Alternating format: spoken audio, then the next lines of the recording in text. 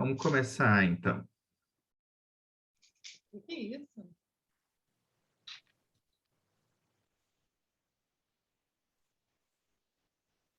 Tá mudo, Naya. Ok.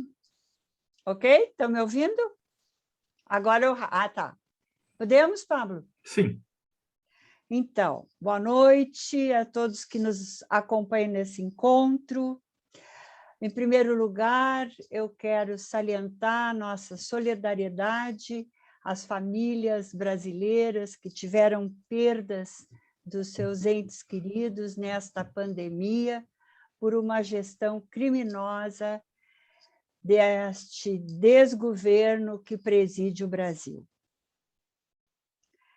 Então, seguimos, o nosso encontro hoje é sobre cultura hip-hop. E o nosso convidado é o rapper e ativista cultural Rafael Diogo dos Santos, conhecido como Rafa Rafuage, morador em Esteio e é uma referência do hip-hop. Rafa, eu vou te pedir para tu contar para nós de onde tu vens, a tua infância, juventude, família, e como é que surgiu o Rafa Rafuage? Primeiro dizer que é um prazer estar aqui contigo, Naya, Pablo, um prazer te conhecer também, e um abraço a Thaís e a todos que estão acompanhando. E é muito legal começar com essa pergunta, Naya, porque é o seguinte, a minha história, ela vem de uma construção também de cidadania no núcleo familiar. Né? Eu sou filho de militantes do movimento negro do Rio Grande do Sul, automaticamente, quando eu entro para a cultura hip-hop, a cultura hip-hop soma-se ao movimento negro nas reuniões dentro da minha casa, né? Eu vi nascer muitas ações afirmativas dentro da sala da minha casa, muitos debates que culminaram em formação continuada para educadores, reivindicações que geraram uma série de implementações de coisas positivas, né? E aí, então, a minha infância, ela vem disso daí, né? As lembranças que eu tenho são essas, referente aos meus pais, articulando a negritude da região metropolitana, do estado, por que não também eu, enquanto um pré-adolescente, antes de conhecer a cultura hip-hop, também sendo uma grande referência por conta da forma de ser mais extravagante, né, com uma simpatia com as pessoas e tal, e isso foi realmente agregando assim pessoas positivas também do meu lado. E aí, em 2002, especificamente, quando eu estava na 8ª série, hoje é o 9º ano, mas eu na 8ª série acabei, então, por uma aula de história, sendo tocado pela cultura hip-hop. O professor, ele fez algo que naquela época não era tão comum, né? Hoje já é algo mais popularizado, um professor levar a pedagogia da sua matéria por meio da música, por exemplo, né? Mas naquela época, 20 anos atrás, não era. Né? Era algo que era bem ousado, inclusive, para um educador falar de história com música, né? Então, aquele educador, ele fez isso e realmente ali foi a virada de chave que eu tive na minha vida inteira, né? De lá para cá, já vão fazer, ano que vem, agora 2022, 20 anos de atuação na cultura hip-hop. Eu tenho 32 anos de idade, eu comecei muito cedo, né? E nessas 2 décadas, agora especificamente, nessa última década, de 2010 até 2020, foi onde realmente eu, meus amigos, a minha geração na cultura hip-hop, não somente se estruturou, como também estruturou outras pessoas de comunidades e principalmente a nossa própria cultura, dando condição dela chegar agora em 2021 para 2022, já pensando num plano de década para as periferias favelas, baseado nas ODS da ONU, ou seja, pensando uma década à frente, 2030, onde nós queremos que a cultura hip-hop esteja, onde nós precisamos que as periferias alcancem tais e tais degraus, tais e tais patamares, e onde nós, enquanto militantes ativistas, queremos também estar em posições de, obviamente, destinação de maiores incentivos, maiores recursos, maiores justiças, reconhecimentos e uma série de elementos para as nossas favelas. Né? Então, eu tentei resumir, mas essa é um pouquinho da minha história, né, Ana? E o Rafa Rafuage? Tu esqueceu de contar. Rafa, como é que é? O Rafa O próprio Rafuage. Rafa Rafuage, ele nasce dessa descoberta na escola, né? Porque eu fundei o Rafuage E o em nome? 2002. Ah, O tá. O próprio Rafuage Rafuage vem. vem da junção de dois nomes. Quando começou o grupo, era eu, Rafael, e um cara que chamava Gilmar. Então a gente pegou o Rádio Rafael Gi de Gilmar e juntou, né, uma fusão dos amigos e deu Rafuage. Então o nome surge daí. Muita gente no início entendia que o Rafuage, que é Rafuagi, remetia a rafuagem, né? E muitas Aham. vezes foi confundido. Teve jornal que de forma pejorativa nos chamou de rafuagem. Teve uma série de questões que aconteceram, mas que de fato, inclusive, mostrou, né, o quanto essa rafuagem ela teve a contribuir e contribuiu com o percurso das juventudes no Brasil, né? Então, o Rafuage surge ao mesmo tempo que surge também o rap na vida do Rafael, né? E é um grupo, o Rafuage? É um grupo, nós somos 3 pessoas, mais equipe, uma série de pessoas que trabalham conjunto com a gente, né? A gente, no último período, como eu disse, de 2010 à frente, foi o período em que a gente mais atuou, tanto no país quanto fora do país, em shows, palestras, né? De lá para cá, Uhum. vão 10 países que a gente já circulou, né? Passando pela Suíça, Alemanha, França, Espanha, Portugal, Colômbia, Argentina, Chile, Uruguai, o próprio Brasil como um todo, enfim. Foram muitos lugares que a gente conseguiu circular, e esses lugares foram que realmente subsidiaram, tanto teoricamente quanto na prática, os elementos que a gente tem implementado hoje, como a Casa do Hip Hop em Esteio, como a UPMS, que é a Universidade Popular dos Movimentos Sociais, que a gente cria em 2019 com Boaventura de Souza Santos, o próprio Museu do Hip Hop, que a gente está fazendo ele agora, né? Dentre outros Sim. muitos projetos que a gente fez, e que um deles hoje, acabei de, inclusive, fechar uma segunda edição, é o Festival Cuida Natura, que é um festival que eu sou o representante brasileiro, é um festival colombiano e eu represento aqui no Brasil. Esse festival vai ter Aham. uma edição em Nova Santa Rita em dezembro agora. Essa tarde eu estava lá com o prefeito acertando tudo. Uau! Rafa, e tem uma frase que tu diz que ser rapper no Rio Grande do Sul é ter que diariamente combater na raiz todo mal disfarçado de cidadão de bem. O que é ser rapper? Ser rapper e ser do hip hop, né, é mais do que um movimento, é um estilo de vida.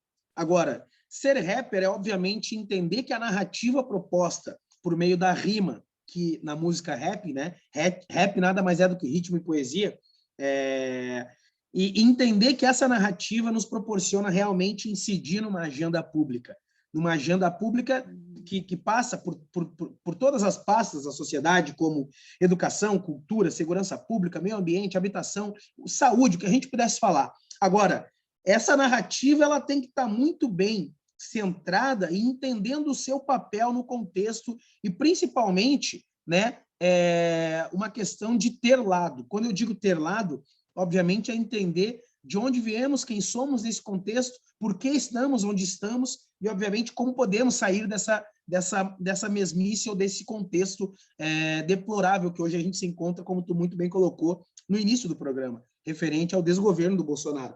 Então, é interessante entender que ser rapper, né, no Rio Grande do Sul, quando eu cito isso, também está atrelado a gente entender que a gente vive no estado mais racista do Brasil, que teve a cidade que foi a última cidade do mundo a abolir a escravidão, que foi lá na região sul, em Pelotas, e por que não, né? E por que não dizer que, obviamente, é um dos estados que mais utiliza o braço do Estado, a força policial, também para exterminar jovens. Então, é importante que a gente entenda que ser rapper, de fato, é combater as hipocrisias, é gerar informação com verdade. Eu costumo dizer que informação é poder, mas somente a verdade ela é revolucionária. E o rap realmente nos dá condição disso. O quinto elemento da cultura hip hop é o conhecimento. Ele é algo transdisciplinar que pega DJ, grafite, dança, MC. E isso é entender que o rap ele nos possibilita ter acesso a conteúdos, a buscar, a criar, a criticar a partir de base, a partir de evidência, a partir de elementos que vão subsidiar uma boa rima,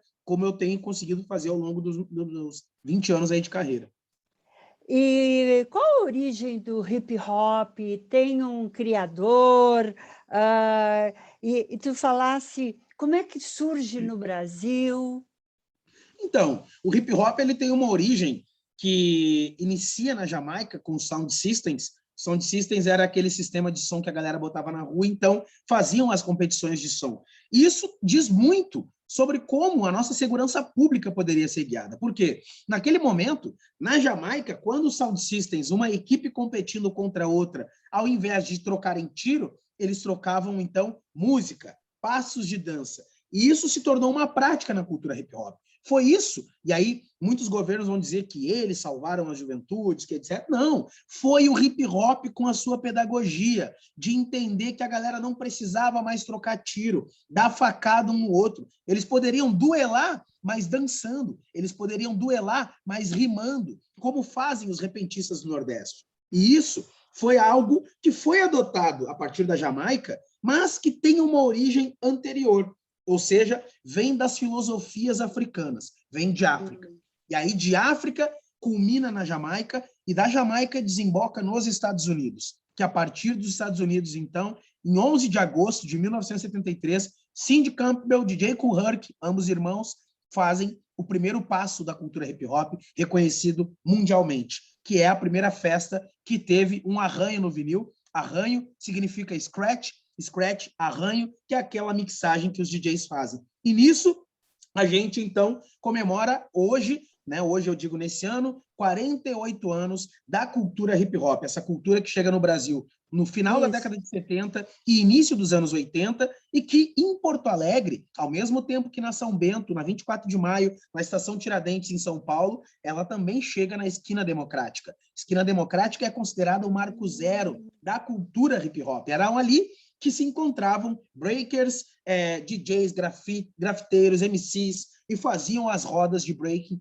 ali na Esquina Democrática. Muitas vezes corridos pela polícia, pelo exército, porque a cultura aqui ela se origina num contexto ainda de ditadura militar, né? Ou seja, final dos anos 70 início dos anos 80, e que houve uma resistência muito forte por parte dos militantes, dos fazedores e fazedoras da cultura hip-hop lá naquele período. E que se não fossem eles, obviamente, nós não teríamos condições de fazer hoje, e quem dirá ter história para contar dentro de um museu como a gente quer fazer. Então, eu tenho muito orgulho de saber que essa história ela vem de uma ancestralidade preta, ela vem de uma margem que foi colocada pela branquitude da sociedade, mas que, obviamente, ela hoje se coloca no centro da discussão e fazendo entender, ainda quem não entende, que um país que não valoriza, né, as culturas populares, um país que não valoriza a sua juventude, é um país sem futuro. E nisso nos cabe entender que o breaking, a dança da cultura hip-hop, vai ser uma modalidade olímpica em 2024 em Paris, nas Olimpíadas. Uau, mas muito bom. Rafa, e essa combinação de ritmo e poesia que desenvolve uma técnica vocal especial, é o ritmo e a poesia que desenvolve essa técnica vocal especial?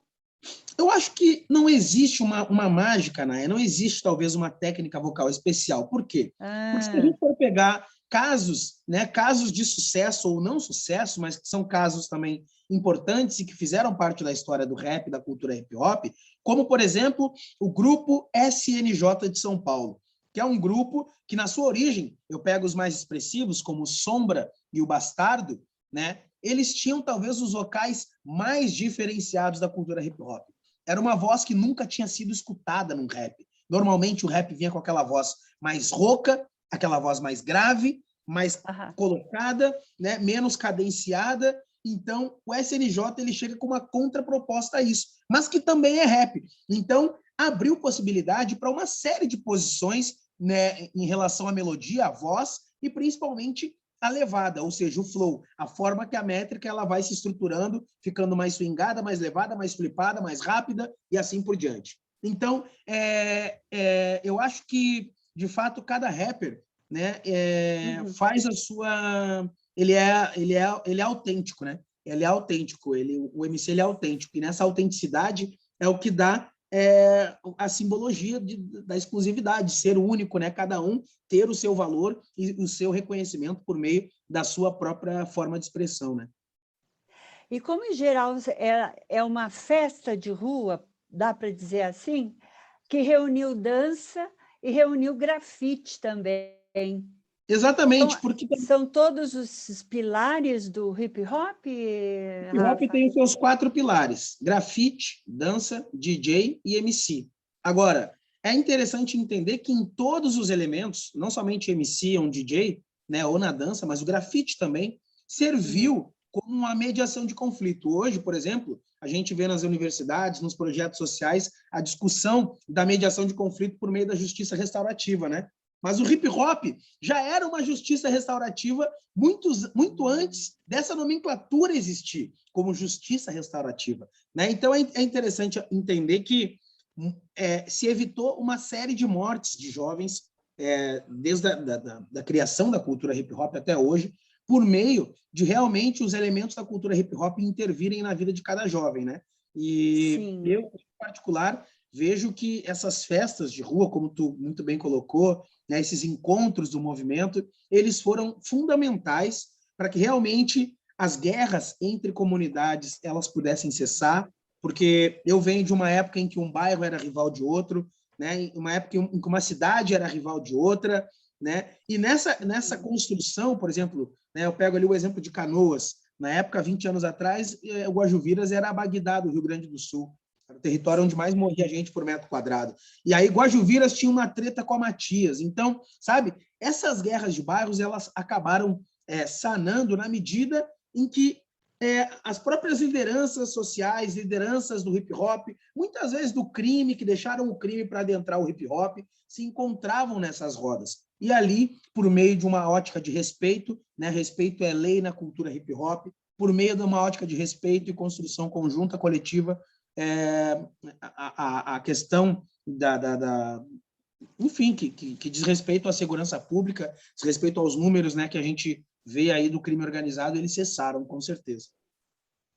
Então, a gente pode dizer que essas manifestações artísticas, em geral de rua, e principalmente com jovens de periferia, fazendo música, dança, poesia, pintura, entram no contexto político, como reivindicação, como denúncia. É possível dizer isso? Com certeza. Eu vou fazer um poema aqui que eu parafraseei o Carlos Marighella. Carlos Marighella, ele no seu discurso, se não me engano, em 1969, na Rádio Libertadora, ele faz uma convocação geral aos trabalhadores do Brasil, inclusive citando trabalhadores do Rio Grande do Sul, né?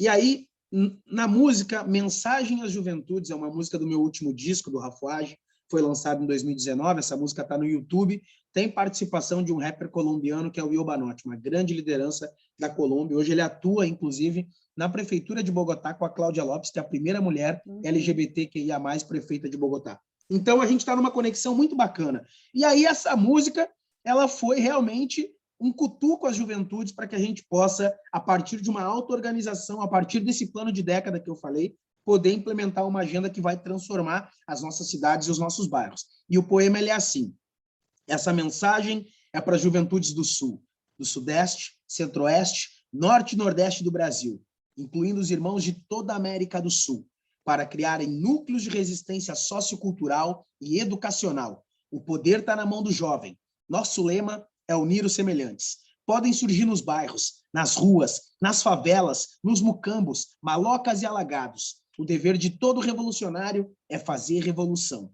Cada jovem deve saber como dar um bom exemplo à sua comunidade, aumentar sua resistência física. O principal meio de destruir seus inimigos é sendo mais inteligente que eles. E aí esse poema está na música Mensagem às Juventudes. Lindo! Parabéns, Rafa! Viva Carlos bom! Bom, deixa eu continuar te perguntando para a gente descobrir e conhecer mais profundamente o hip hop. Como tu dissesse há pouco, cada rapper tem o seu estilo pessoal, que tem aspectos comuns, claro, mas eu vi lá numa entrevista tua, porque, sabe, eu li bastante para nós chegar aqui nessa entrevista, Maravilha. que tu valoriza muito os ancestrais. como é que tu coloca nas tuas atividades a ancestralidade? Olha, eu coloco na rima como na música Se o Tempo Permitir. Se o tempo permitir, na vida eu quero mais. Honrar a negritude também, nossos ancestrais. Né? Essa rima está numa música minha. Mas também em ações práticas, né? Eu sou um cara que sou menos teórico, sou mais prático. Não quer dizer que eu não valorize a teoria, né? É a partir da teoria que realmente a prática ela se adentra no contexto da sociedade. Mas a minha teoria, né, e a minha prática, ela nasce a partir de uma tentativa de erros e acertos, né? E, obviamente, entendendo que esses erros e acertos, eles formam e moldam uma nova teoria. E aí também uma nova prática a seguir, né? Quando eu penso na ancestralidade, eu digo para ti porque vem de berço, né? Eu acabei tendo esse contato ancestral dentro da minha casa. Aí, em 2010, eu fui convocado para participar do kit que foi lançado pela Educação Estadual, puxado pela Sátira, pela Nayara Silveira, que é filha do Oliveira Silveira, que é o kit RS Negro Educando para a Diversidade. O que, para mim, foi muito satisfatório poder lá não somente honrar essa ancestralidade com uma música que compôs aquele kit, mas principalmente fazer com que uma educação antirracista, a valorização da Lei 10.639 de 2003, pudesse realmente adentrar as escolas e a gente ter o estudo da história afro, o estudo da África no currículo escolar, sendo passado sem que a gente precisasse somente lembrar do negro ou da negra naquelas datas caricatas, como 20 de novembro, né? Como, de repente, um contraponto ao 20 de setembro, ao 13 de maio, que é uma data que a negritude não comemora, né? Então, essa relação ancestral também me persegue por conta de eu também acreditar que não há condição da gente construir um novo futuro sem que a gente compreenda o que foi o nosso passado, sem que a gente entenda como revisar a história contada, dita como oficial, né? E aí é o perigo daquela questão da história única, que é o que a gente tem revertido ao longo dos anos, seja com o documentário Manifesto Porongos, que eu lancei em 2016, não sei se vocês já viram, Naya, Pablo, mas é um documentário que está à disposição no YouTube, tem a participação do Juremir Machado, do Leandro Carnal, da Odete Diogo, Sérgio Fidelix, Jorge Eusébio Assunção, grandes historiadores, grandes ativistas do movimento negro e também pessoas não negras fazendo parte de uma construção de uma sociedade mais igualitária e justa. E esse documentário, ele traz à tona, né, quebrar o mito da democracia racial no Brasil e, principalmente, recontar a história da Revolução Farroupilha, que omitiu, sonegou, invisibilizou a participação do povo negro nessa história. Na música Manifesto Porongos, se tu me permite, Naya, mais um poema aí para você. Vai lá. Mas eu refiz. Mais uma palhinha. A gente recantou o hino gaúcho conforme a nossa concepção, conforme a concepção também das juventudes pretas. E ele diz assim: uma história opressora que não fala a verdade. Todo 20 de setembro eles escondem a crueldade. E não clamamos por vingança, mas queremos nossas terras quilombolas e que tenham vergonha e não mascarem a sua guerra, e não mascarem a sua guerra, que vocês tenham vergonha e não mascarem sua guerra. Mas não basta abraçar preto e tirar foto do meu lado. Contem que lá em Porongos negros foram dizimados e não clamamos por vingança, mas queremos nossas terras e que tenham vergonha e não mascarem a sua guerra, e não mascarem a sua guerra, que vocês tenham vergonha e não mascarem sua guerra. Uau! Muito bom, Rafa! Procurem Manifesto Porongos no YouTube. Essa é a visão real da história, né? Que a gente muitas vezes não encontra nos nossos livros na escola. Eu fico muito feliz de saber, né? Eu fico muito feliz de saber porque o Manifesto Porongos hoje ele serviu de subsídio pedagógico para educadores universitários, acadêmicos, né? Para também educadores da escola pública. A partir do Manifesto Porongos surgiu o grupo Afroativos, da professora Larice Moraes, lá na Escola Santilher, na Loma do Pinheiro, um grande projeto, enfim. é uma trajetória de muito orgulho também dessa luta. Rafa, tu nasceste em Esteio? Não, nasci em Porto Alegre. Nasceste em Porto Alegre. Porto Alegre. Agora, o município de Esteio, em 12 de julho de 2010, instituiu a Lei da Semana Hip Hop, certo? 2011. 2011. 12 de julho de 2011. 2011, fez 10 anos agora, então. Exatamente. E lá também tem a Associação da Cultura Hip Hop de Esteio. Como é que foram essas articulações? Deve ter tido tratativas com prefeitura, Câmara de Vereadores, e isso correu numa boa, foi muito reivindicado.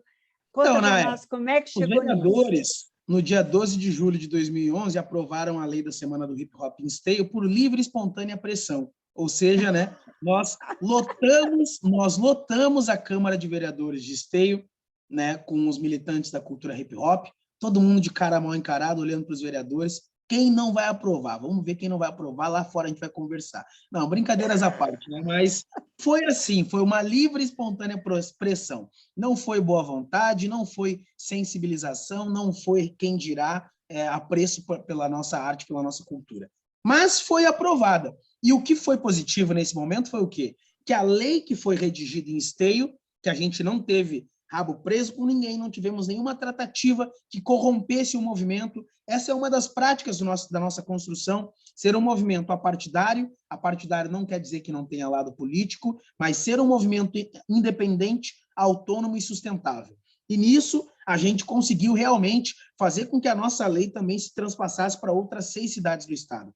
Fomos a Montenegro, Pelotas, Canoas, Sapucaia, São Leopoldo, Novo Hamburgo, e isso foi muito positivo na medida que a gente viu, né, de 2010 a 2015, principalmente, pulsar uma grande massa de leis das Semanas do Hip Hop, de valorização do hip hop nos seus municípios. Não por menos, naquela ocasião, quando a gente funda a Associação da Cultura Hip Hop de Esteio, em 2012, a gente inicia uma luta por uma casa do hip hop, que acaba se concretizando somente em 2017, mas não por boa vontade dos governos, mas sim pela boa vontade de uma senhora de 80 anos de idade, descendente polonês, que não conhecia o hip hop, acabou sensibilizando e entendendo a nossa causa e a nossa missão, e acabou cedendo por um comodato a sua própria casa para a gente fazer a casa do hip hop em Esteio, que é a Dona Flora. Que história linda! Mas, Rafa, eu sei que tu encabeças e tu já nos deu aí uma palhinha de vários projetos. Eu queria que tu falasse um pouquinho, por exemplo, eu posso até ir arrolando, o que constitui o Festival Cuida da Natura? Então tá, vamos lá, Naya. Para mim é importante também dizer que esses muitos projetos não quer dizer que a gente não tenha foco, né? Mas quer dizer que a gente tenha meta.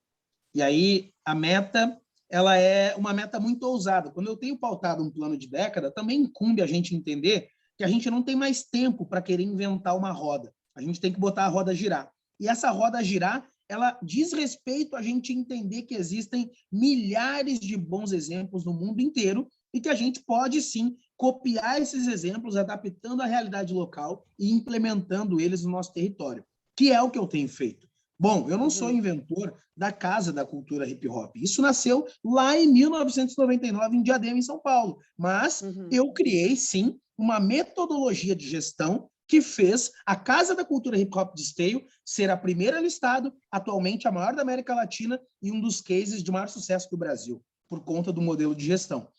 Nós criamos também o projeto Geloteca, junto ao Rapper de Play, na cidade de Canoas. Criamos o Festival Cuida Natura no Brasil, mas é um festival que nasce lá em Bogotá, na Colômbia, em 2011. A gente traz o Museu da Cultura Hip Hop para Porto Alegre, mas é um projeto que nasce lá no Bronx, em Nova York, e que vai ser inaugurado em 2023. Então, na verdade, a gente tem estruturado, Nais, se tu pegar o que eu acabei de falar, cada cidade da linha do trem, a gente está estruturando um grande projeto. Porto Alegre, a gente tem um museu. Canoas, temos as gelotecas. Esteio tem a Casa do... O que são as gelotecas? Oi? O que são as gelotecas? São geladeiras que não são mais utilizadas, são velhas, são descartadas muitas vezes de forma irregular, como lixo eletrônico, e que a gente, então, revitaliza, ressignifica elas com arte, com grafite, e preenche elas, recheia com livros e deixa num ponto público para a comunidade acessar, como um ponto de leitura e literatura. Então, já se vão aí mais de 90 gelotecas aqui na região, que estão espalhadas em praças, escolas e um monte de iniciativa. Então, se tu for pensar, olha, Casa do Hip Hop em Esteio, temos em São Leopoldo, Cuida Natura, estamos estruturando no Novo Hamburgo, Sapucaia, e a ideia é fazer com que esse case de projetos articulados, simultâneos, eles possam gerar uma replicação por outros territórios, conseguindo financiamento, conseguindo parceiros, e a gente impactando um grande número de pessoas. E aí, vamos para o Cuida Natura, como tu perguntou. O Cuida Natura, como eu disse, ele é um festival que nasce em Bogotá. Eu estive na Colômbia a primeira vez em 2014, toquei no festival Cuida Natura lá, para 10 mil pessoas, volto a partir do Cuida Natura em outubro, toco no festival Hip Hop ao Parque para 100 mil pessoas e da Colômbia eu vou para o mundo. Mas o Cuida Natura ele tem uma pegada muito diferenciada. Né? Fazer evento é muito fácil, sim. Qualquer um faz um evento, né? Qualquer um monta uma grade de programação, grupos a tocar e bota na sua comunidade. Mas o festival ele tem uma preocupação diferenciada. Tanto é que o Natura não é da marca Natura, de cosméticos. Ele está ligado à naturaleza, ou seja, natureza em espanhol, natureza em português, né? Ele é o cuidado com a natureza. O Cuida Natura é o cuidado com a natureza. E esse festival tem uma premissa básica de entrelaçar e convergir as agendas de cultura, habitação e meio ambiente. E aí, nesse tripé de ações, né, o festival ele tem uma premissa de chamar grupos que tenham um discurso de cuidado com o meio ambiente, tenham um discurso de promoção da sustentabilidade, de promoção, quem dirá, das ODS, e de, obviamente, uma mensagem que possa contribuir numa projeção de futuro nesse plano de décadas. E deixa como legado, a partir dos parceiros, da sua mobilização com gestão de resíduos, né? Ou seja, converter o plástico em matéria-prima para um tijolo de plástico, por exemplo, para construir casas populares.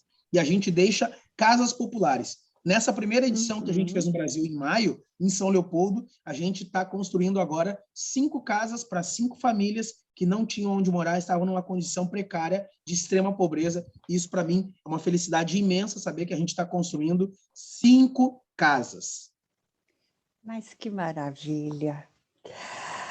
Rafa, vocês também trabalham com uma estratégia pedagógica que se chama, vamos ver se eu estou correta, Universidade Popular dos Movimentos Sociais? Esqueci de citar também o projeto da UPMS, ainda tem mais a UPMS. A UPMS ela é uma prática que ela nasce em 2003, no Fórum Social Mundial, aqui em Porto Alegre, inclusive, né? O Fórum Social que teve uma história lindíssima com Porto Alegre. Porto Alegre se tornou uma referência para o mundo também por conta do Fórum Social Mundial, né? E Sim. Lá no Fórum Social Mundial, em 2003, o Boaventura traz a ideia, baseado na pedagogia de Paulo Freire, de uma universidade popular, onde os movimentos sociais pudessem trocar a partir de uma ecologia dos saberes e esse ambiente proporcionar uma formação coletiva, mútua, política e, por que não, sobre estratégias de resistência e práticas culturais nas comunidades. Então, em 2018, eu tive um ano muito, muito feliz em 2018, porque eu estudei em Coimbra naquele ano, né, na Universidade de Coimbra, em Portugal. Eu fui à Claxo, em Buenos Aires. A Claxo é o Conselho Latino-Americano de Ciências Sociais. Eu estive presente na Claxo em uma das mesas, que foi a FUP, foi o Fórum de Universidades Populares. Eu palestrei na FUP e foi muito legal, porque ali estavam todas as UPMS que existem no mundo. Eu conheci as UPMS da Patagônia, lá dos povos de Machu Picchu, a galera do povo Saharaui na África, América Central, Colômbia. E foi muito legal, porque essa troca nos inspirou a voltar para o Rio Grande do Sul e implementar a nossa própria UPMS. E aí, então, a gente junta com o IACOREC, que é o Instituto de Atendimento a Comunidades Remanescentes de Quilombolas de Porto Alegre, protagonizado aí pelo professor Paulo Sérgio, Bira, professora Petronília, e tem um histórico larguíssimo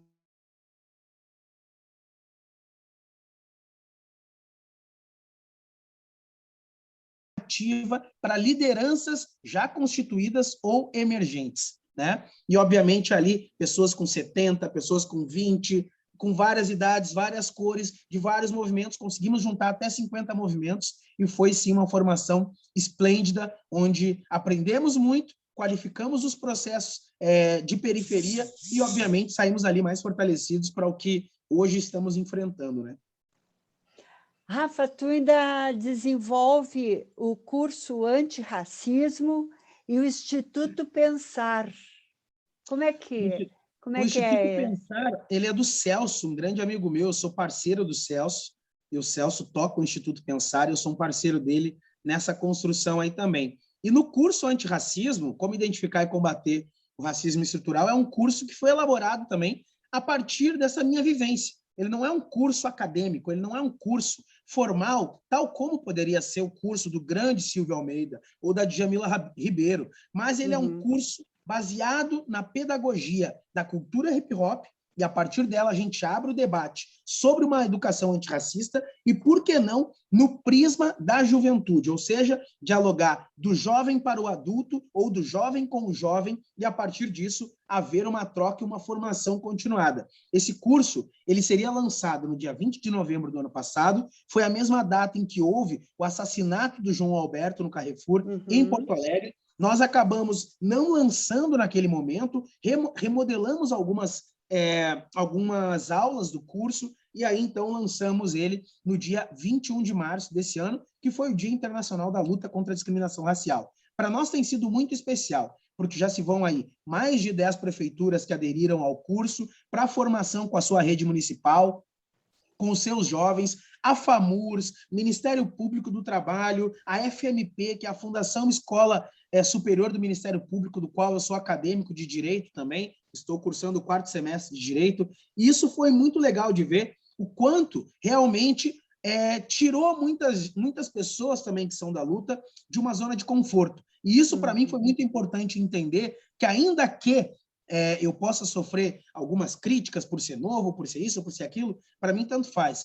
Eu quero fazer, nós estamos fazendo e vamos seguir fazendo. Porque é isso, a gente precisa incidir mais rápido, de uma maneira mais didática e mais direta aos não negros, para que essas pessoas, obviamente, adotem posturas e atitudes antirracistas no seu dia a dia. E, a partir disso, se tornem multiplicadores dessas práticas dentro do núcleo familiar, dentro do seu local de trabalho, e, a partir disso, do convívio enquanto sociedade. Eu tenho feito esse trabalho, como eu disse, eu não vou parar, e a gente tem uma grande meta, que é fazer com que, quem dirá aí, as 497 cidades do estado façam uma adesão de formação aos seus educadores e jovens sobre um curso antirracismo.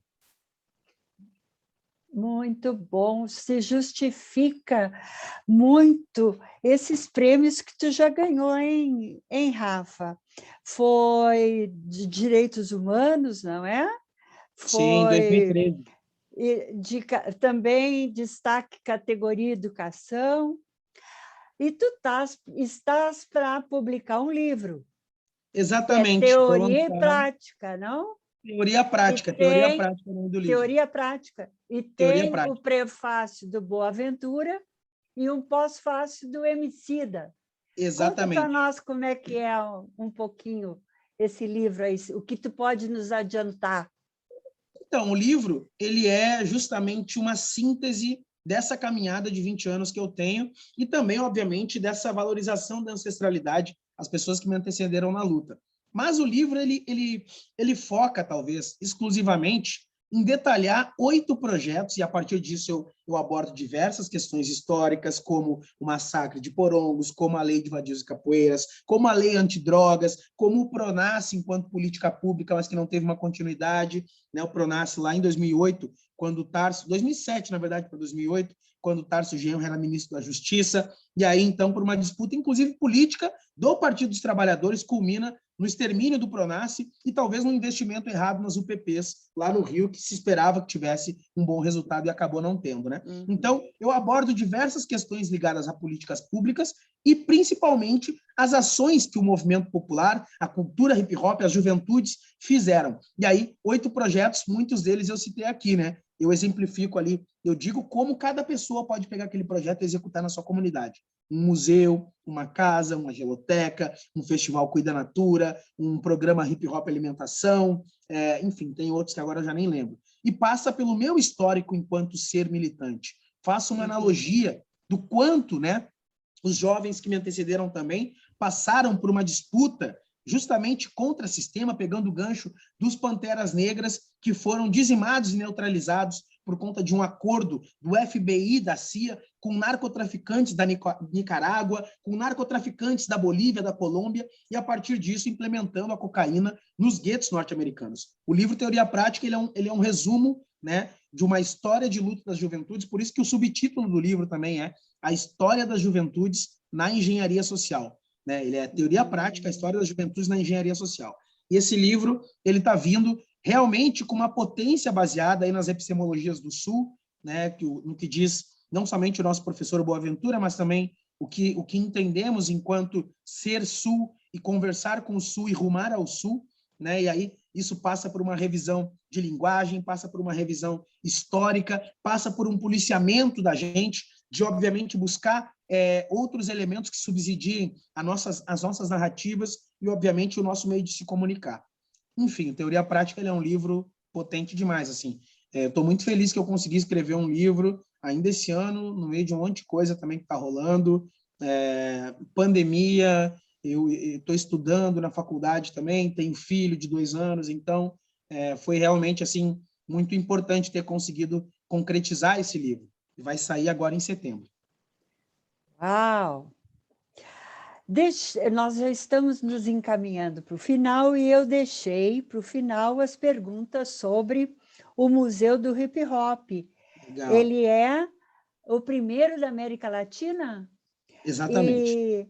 E quando é que é inaugurado? Aonde ele vai se localizar? E tu és já o diretor dessa construção, dessa criação, Rafa? Eu sou uma das pessoas que idealizou isso e sou, obviamente, o fundador da ideia, né? Na entidade que gestiona o projeto, a Associação da Cultura Hip Hop de Esteio, eu estou como coordenador de autogestão e sustentabilidade.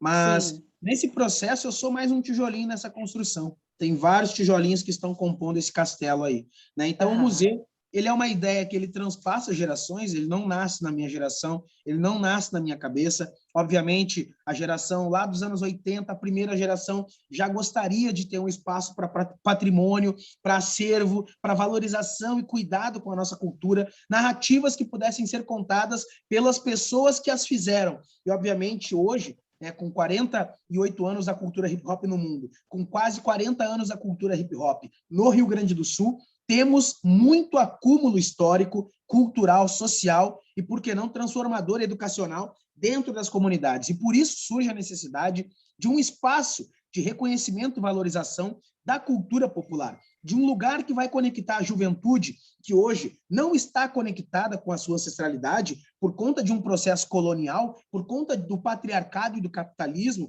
que mostra um caminho totalmente avesso ao que entendemos como um caminho de futuro. Inclusive, vai de encontro ao museu a autocrítica que o Pepe Mujica fez, que reconhece que a geração deles errou ao gerar mais consumidores do que cidadãos, ou seja, né, gerou mais pessoas ligadas ao capital, que eles tanto combatem, mas menos com senso crítico emancipatório. E, obviamente, a gente vem com essa premissa, de um senso crítico mais aguçado e fazer com que esse museu transforme, a partir dos bons exemplos comunitários que vão estar expostos lá, e inspire as novas gerações a seguirem em atividade nas suas comunidades, com um espírito solidário, com um espírito de coletividade e colaboração, não mais competição. O museu, a gente tem a meta de iniciar a obra agora em outubro e terminar a obra em março do ano que vem, para uma inauguração grandiosa, se Deus quiser, em março de 2022, acreditando também que até lá, se Deus quiser, muitas pessoas já vão ter se vacinado,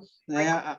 As mortes, se Deus quiser, já não vão ser mais números, não vão ser mais números, eu torço para que nenhuma pessoa mais morra, se Deus quiser, mas é isso, que não sejam mais números assustadores e que, obviamente, a gente entenda que está apto a gente fazer eventos. Né? A gente, obviamente, vai respeitar todos os protocolos, se não estiver apto, não vamos fazer a inauguração como prevemos, faremos online, mas a meta é fazer presencial.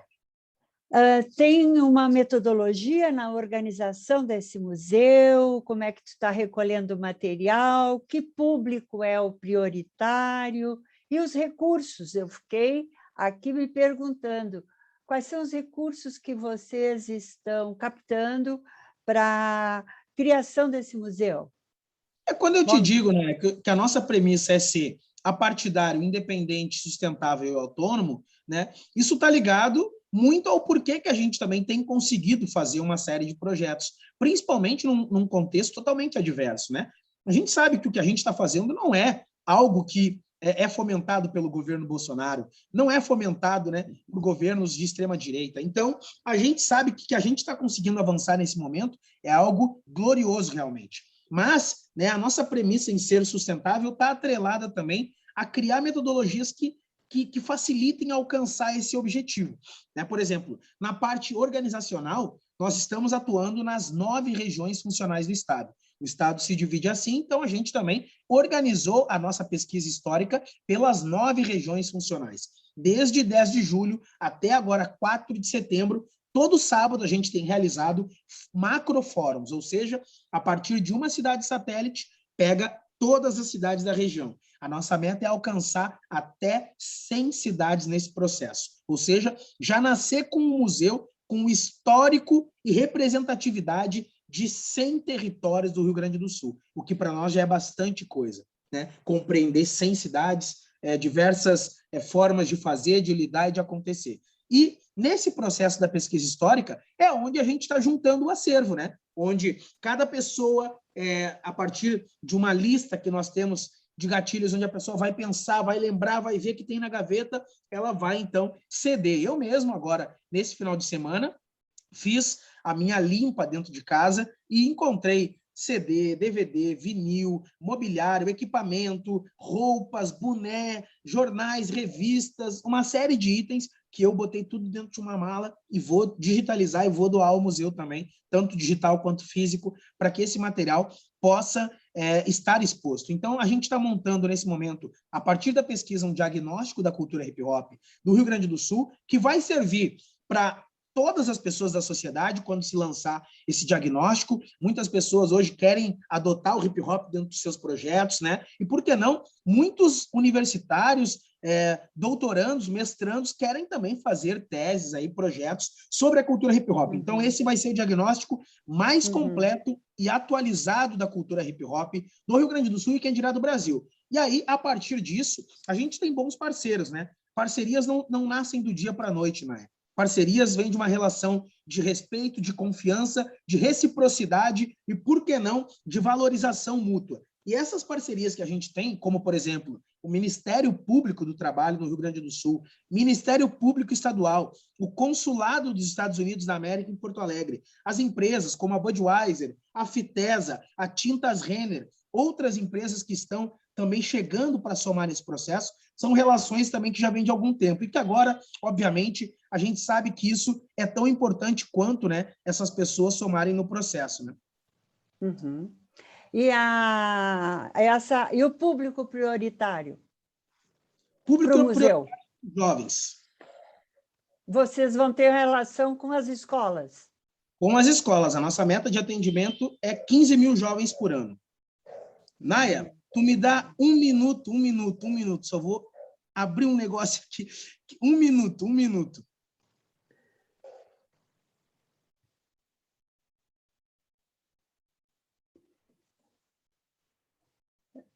É um dinamismo invejável. E que bom que temos pessoas assim, não? Pablo, quem sabe tu dá uma lida ali no chat.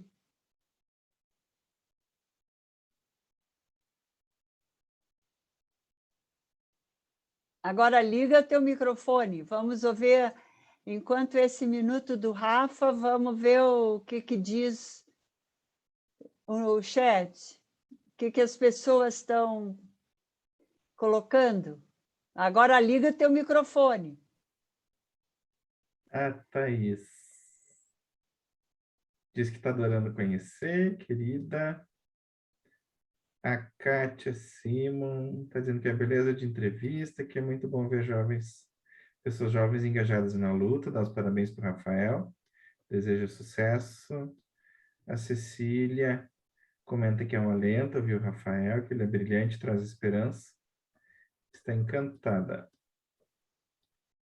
E a Thaís volta a comentar que a entrevista é maravilhosa, o trabalho é espetacular. Realmente ele desenvolve, né, muitas frentes de movimentação. Realmente dá um alento conversar com o Rafa.